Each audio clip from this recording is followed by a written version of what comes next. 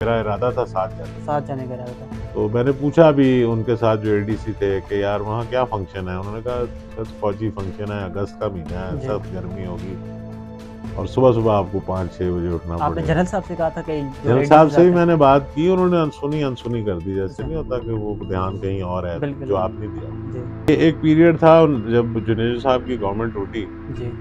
पिछली दफा भी मैंने बताया था, उस दौरान फिर मैंने कहा कि कोई नए लोग लें और नहीं लोग खान बिल्कुल। साहब का उस दौरान वो पिंडी से बाहर नहीं गए शायद। अच्छा।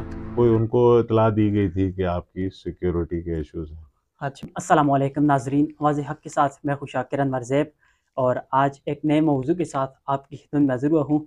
आज एक दफ़ा फिर से मोहम्मद अनवारुल हक़ साहब मेरे साथ मौजूद हैं। पिछली वीडियो में हमने इनकी थोड़ा से इमरान खान के मुतालिक जो इनकी दोस्ती थी, उस मुतालिक बातचीत की थी। लेकिन इस वीडियो में हम अनवारुल हक़ साहब के थोड़ा-सा बचपन के मुतालिक जानेंगे, जनरल साहब के बारे में भी जानेंगे और कुछ अनवारुल हक़ साहब के बारे में जानेंगे। अनवारुल हक़ साहब की एक मैंने वीडियो देखी सर, बहुत पुराना आपका इंटरव्यू है। उसमें आप ये कह रहे हैं कि आपका नाम जो है अनवारुल हक़ जो है, वो पहले जो था वो अनवारुल हक़ नहीं था, बख्तियार अकबर था। बख्तियार अकबर था। तो ये सर कैसे हुआ था? बख्तियार अकबर से अनवारुल हक़ कैसे तब्दील हुआ सर? बिस्मिल्लाहिर्रहमानिर्रहीम। ये एक बचपन का वाक़या है। जब मैंने स्कूल में नया नया दाखिला लिया तो मेरा नाम दादा के नाम पे रखा गया था। जी। उनका नाम अकबर अली था तो बख्तियार अकबर। तो हमारी जो सारी फैमिली है ना उसमें उल हक लगता है। जी। ज़ियाउल हक, इज़हारुल हक, अमीनुल हक, ये उनके भाई थे, इजाज़ुल फिर हक़। एजाजुल हक, फिर जी। सबके बच्चों के साथ। तो स्कूल में जब दाखिला हुआ, मुल्तान में थे हम, जी। तो एजाजुल हक साहब ने मुझे कहा कि तुझे तो कोई मानेगा नहीं कि तू हमारी हुँ, फैमिली में से है। बिल्कुल। तो फिर मैं बहुत छोटा था, मेरे ज़हन में बात बैठ गई। तो स्कूल में जो कागज़ों में लिखा वो बख्तियार अकबर। जब जी। वालिद साहब ने एडमिशन कराया, क्लास में गया तो टीचर ने पूछा कि आपका नाम क्या है? मैंने कहा जी अनवारुल हक। अच्छा, नाम भी एजाज साहब ने मुझे बताया था। इजाज़ुल हक़ साहब ने नाम बताया हाँ, सर। कि ये नाम रख तो लो। ये जो बख्तियार अकबर था, ये जनरल साहब ने खुद नाम रखा था ये सर? जनरल साहब ने रखा था या वालिदा ने घर रखा में था, से किसी ने दोनों ने। रखा था? हाँ। अच्छा। तो वो जब क्लास में बैठे तो बच्चों से नाम पूछ रहे थे, क्लास 1 थी शायद। तो उन्होंने कहा आपका नाम है? कहा जी अनवारुल हक। वो तकरीबन महीना एक गुजर गया। वो फीस की जो स्लिप बनती स्लिप है, वगैरह वो जी, जो क्लास से नाम जाते हैं बिल्कुल। टीचर, तो वो प्रिंसिपल आ गई। पहले उसने क्लास में फिर मेरी बड़ी बहन को लेके आई। तो उन्होंने कहा तुम्हारा भाई कौन सा है? उसने कहा वो है। उसने कहा इसका नाम क्या है? उसने कहा बख्तियार अकबर। टीचर ने कहा ये तो अनवारुल हक है। वो भी हैरान हो गए घर हाँ। वाले। फिर खैर उसने आगे वाले साहब को बताया। वाले साहब कहते क्यों भाई, नाम पसंद नहीं है? मैंने भी वही बात की जो एजाज साहब ने बोली थी कि बिल्कुल, जी मुझे कौन मानेगा कि आप कि एक अलग हक नाम फैमिली है, से हैं। बाकी सारी फैमिली के नाम। वो फिर गए एक दिन बाद, तो उन्होंने जाके चेंज कर आप दिया। स्कूल वगैरह जाते थे तो सर जनरल साहब कभी आपको छोड़ने वगैरह गए हैं? जब हम क्लास 3 तक थे ना, जी। तब वो काफ़ी छोड़ने और लेने आते थे। बहनें भी उसी स्कूल में थी। जी। फिर हम जो उर्दन चले गए, चौथी, पाँचवीं, छठवीं, वहाँ फिर वो वैन आती थी। जी। और उसके बाद जब वापस आए हम, तो मैं क्लास 7th में था। फिर नई गाड़ी मिली हमें, फिर बस अच्छा, हुई। हाँ, फिर बस, स्कूल बस आती थी सुबह-सुबह जी। और दोपहर को सबसे लेट मुझे ही उतारती थी। वो हमारा घर कॉलोनी के बिल्कुल एंड पे था और सुबह सबसे पहले। तो वो बल्कि एक दफ़ा मुझे याद है, वो बस मिस हो गई। तो मैं तैयार होके निकला तो वाले साहब ने पूछा, मैंने कहा जी वो बस तो चली गई है। मैंने कहा कहेंगे इसको स्कूल उतारो। हमारा स्कूल कोई 12 मील दूर था, बिल्कुल, काफ़ी मतलब दूर शहर था। से बाहर था, जी। मुल्तान में। तो उन्होंने ड्राइवर को कहा इसको कॉलोनी के गेट पे उतार दो, बस अभी बच्चों को लेके वहां से गुजरेगी तो ये बस में बैठेगा। कोई सख्ती वगैरह करते थे सर जनरल नहीं, साहब? सख्ती नहीं करते थे, असूल के मुताबिक। जी। जो चीज़ें नहीं था, उन्होंने वो आदतें हमें नहीं डाली जी। कि जब ये मैं क्लास 7th में था, वो मेजर जनरल थे, एक स्टाफ कार थी, एक जीप थी सरकारी, पर वो हमारे इस्तेमाल के लिए हुँ, उस नहीं थी। नहीं थी। उनके पास अपनी गाड़ी थी। शाम को वो सबको उनकी रूटीन होती थी। वो ऑफिस के बाद घर आते थे, थोड़ी देर आधा घंटा आराम करते थे। फिर मैं वो हर कैंटोनमेंट में ना एक क्लब होता है, जी। जहाँ ये टेनिस, स्क्वॉश और गेम्स होती हैं, और वो क्लब में जो भी उनकी एक्टिविटीज़ होती हैं, बिल्कुल सर। मीना बाज़ार वगैरह लगते थे और इस तरह के ईद मिलन पार्टीज़ होती थी। तो वो क्लब ज़रूर जाते थे टेनिस खेलने। तो मैं उनके साथ जाता था डेली। गोल्फ का भी उनको तस्वीर वगैरह में गोल्फ देख भी देखी थी। उन्होंने, हाँ, फिर गोल्फ उन्होंने ज़्यादा खेली जब वो पिंडी आ गए। जी। तो जब वो टेनिस खेलते थे हमने भी सीख लिया, हम भी साथ रोज जाते थे। फिर जब गोल्फ शुरू की उन्होंने, हमने भी वो, फिर मैंने बड़े साल खेली गोल्फ। अच्छा, तो कभी बचपन में कोई मार खाई है सर जनरल साहब से, कोई नहीं, कभी भी डांटते? नहीं, कभी भी नहीं डांटते भी नहीं थे, लेकिन वो बस उनका ना एक ऐसा था कि गलत काम पता था नहीं बिल्कुल करना। पसंद नहीं करते थे हाँ, गलत। वो जिस तरह के एक एफएससी तक मुझे याद है, मगरिब से बाद बाहर नहीं, जी। मगरिब पे बस घर होना है। बिल्कुल।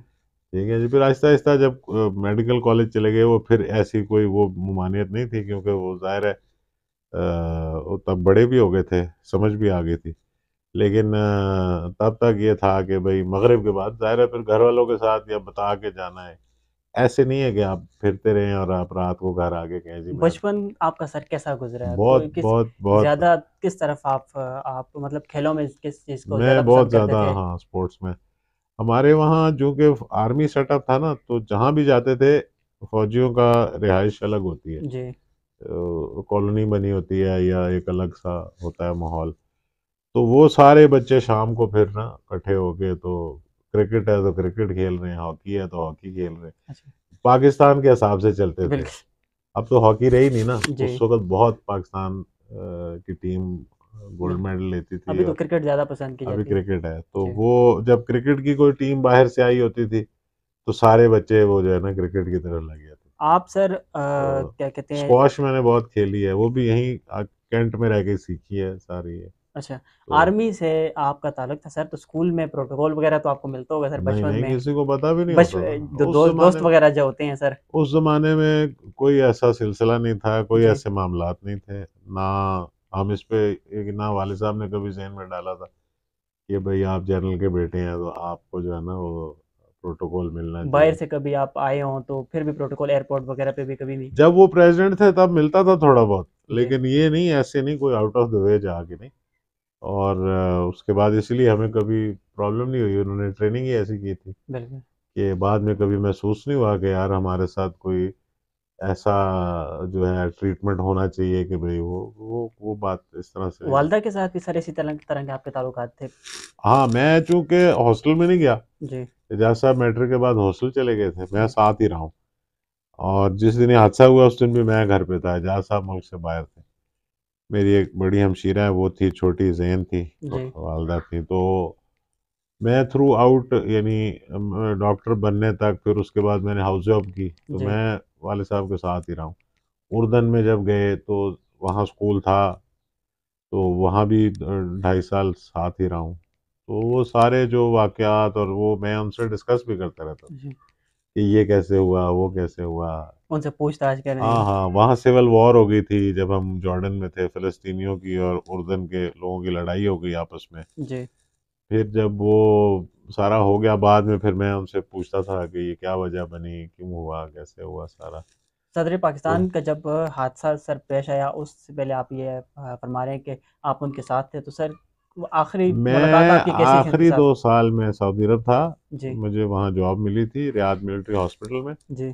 तो मैंने वहाँ से हाउस जॉब करके फिर मैंने अप्लाई किया सर्जरी में आला तालीम के लिए। जी सर। तो लंदन में जाना था, एक कोर्स करना था, फिर इम्तिहान देना था। अच्छा। तो उससे पहले छुट्टियां थी थोड़ी सी, तो मैं पाकिस्तान आया हुआ था। और ये 17 अगस्त को हादसा हुआ है, और मैंने 3 सितंबर को जाना था लंदन, और वो कोर्स ज्वाइन करना था, और फिर आगे वो हर साल में 2-3 दफ़ा एग्ज़ाम होता था। तो वो पार्ट 1 फिर पार्ट 2 ऐसे। हादसे के फिर वक्त इम्तिहान दे के मैंने वापस सऊदी अरब जाना था अपनी जॉब दोबारा पे। सऊदी अरब? हाँ, हादसे के बाद फिर चूंकि यहाँ पीपल्स पार्टी की गवर्नमेंट आ गई, जी। एजाज साहब यहाँ थे नहीं। जी। फिर मैं रुक गया यहीं, फिर मैं गया नहीं आगे। अच्छा, उस वक़्त के कैसे हालात थे सर? किस तरह का माहौल था जब हादसा हुआ था घर में सर? उस वक़्त बहुत वो हम तो बिल्कुल नॉर्मल बैठे थे, क्योंकि रूटीन में वो तो तकरीबन हफ्ते में 2-3 दिन कहीं न कहीं उनका विज़िट होता था। जी। ये एक पीरियड था जब जुनेजो साहब की गवर्नमेंट टूटी। जी। पिछली दफ़ा भी मैंने बताया था, उस दौरान फिर मैंने कहा कि कोई नए लोग लें, और नहीं लोग बिल्कुल। खान साहब का उस दौरान वो पिंडी से बाहर नहीं गए ज़्यादा। अच्छा। कोई उनको इत्तला दी गई थी कि आपकी सिक्योरिटी के इश्यूज़ हैं। अच्छा तो है। एक दफ़ा लाहौर गए, एक दफ़ा कहीं और गए, फिर इस के लिए गए, ये तो आर्मी का फंक्शन था बिल्कुल। बहावलपुर। तो उस दिन वो सुबह-सुबह चले गए, रात 1 डेढ़ बजे तक तो मैं भी उनके पास था, वालिदा भी जाग रही थी। वो सोते लेट थे, सुबह जल्दी उठते थे। बल्कि मेरा ये भी एक वो आपने शायद नहीं देखी पुरानी वीडियो में मैंने ज़िक्र किया कि मैं अक्सर उनके साथ छोटे होते से ना, जब जी। भी वो किसी अपने उस ज़माने में तो वो ज़्यादा अरसे के लिए जाते थे। आर्मी की एक गर्मियों में एक्सरसाइज़ होती थी, एक जी। सर्दियों में। तो महीना, डेढ़ महीना वो उस इलाके में ही होते थे, हफ़्ते 10 दिन बाद आ गए, 1 दिन फिर चले गए। तो वो तब मैं जब भी छुट्टी होती थी तो मैं उनके साथ चला जाता था वहाँ, वो कैंप टेंट में रहना होता था और बिल्कुल। वो एक फ़ौजी माहौल, हमें शौक था जीप चला लेंगे, टैंक चला लेंगे। बिल्कुल। तो वो उस वजह से मैं उस दिन घर था, मेरी बड़ी हमशीरा थी और छोटी ज़ैन थी, वालदा थी। तो ज़ैन कोई बीबी से ज़्यादा लगाव था जनरल साहब का बहुत तो। ज़्यादा, बहुत ज़्यादा। जी। इतना ज़्यादा कि शायद वो कम ही लोग इतना होगा, होता है सब हर कहते हैं कि वालदैन को। कोई एक दफ़ा उनको तकरीर भी करवा दी थी सर, ज़ैन बीबी को, वो ज़ैन बहुत बीबी से। फरमाइशें करती थी, वो वर्दी पहनती थी जो उनकी तरह की, फिर वो उसका रैंक पता नहीं मेजर से शुरू हुआ, फिर वो उसने कुछ महीने बाद कर्नल बन गई, अच्छा। फिर वो इस तरह ना वो जी। उसको नहीं ना करते थे वो तो कोई बड़े से बड़ा सरबराही ममलिकत भी बैठा हो तो हमें तो नहीं थी इजाज़त कि उस लेकिन वक़्त उनको थी, ज़ैन बीबी के को थी। उस वक़्त कोई पैगाम दें या बात करें या वो जब फ़ारिग होते थे तब भी वो रुकावट कोई नहीं थी, लेकिन ज़ाहिर है एक तरीक़ाकार होता है ना, वो बिल्कुल। चली जाती थी। अच्छा।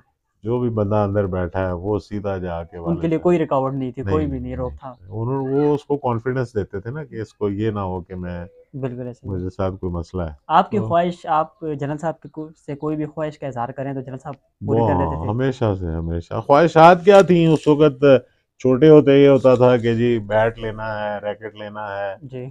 इस तरह की चीज़ें थी और मेरा तो स्पोर्ट्स में काफ़ी इंटरेस्ट था। तो बाकी हमें अपनी हदूद का पता था कि कोई बिल्कुल। ऐसी फ़रमाइश करते ही नहीं थे कि जो पता था क्योंकि तनख़्वाह में होता था ना गुज़ारा। जी। तो वो माहौल और तरह का था, सादगी थी बहुत ज़्यादा और ज़्यादा जो होता था छुट्टियों में ये था कि पेशावर दादी की तरफ चले गए, लाहौर फूफी की तरफ चले गए या बीच में कहीं और ऐसे। कोई ऐसी ख्वाहिश सर जो आप चाहते हो कि काश ये हो जाए काम? अल्लाह हमारी तो ख्वाहिश है कि देखें ना इस पाकिस्तान के लिए कितने लोगों ने कुर्बानियाँ दी बिल्कुल समेत ऐसे ही है। हमारे वालिद साहब की। जी। तो हमारी ख्वाहिश है कि अपनी ज़िंदगी में इसको भी देखें जिस तरह का हम देखना चाहते हैं पाकिस्तान को। जी। बाकी ख्वाहिशात देखें, दुनिया देख ली, वालिद साहब के साथ दौरों पे गए, बड़े बड़े सरबराह ममलिकत से मिले, तारीख देखी बनते हुए।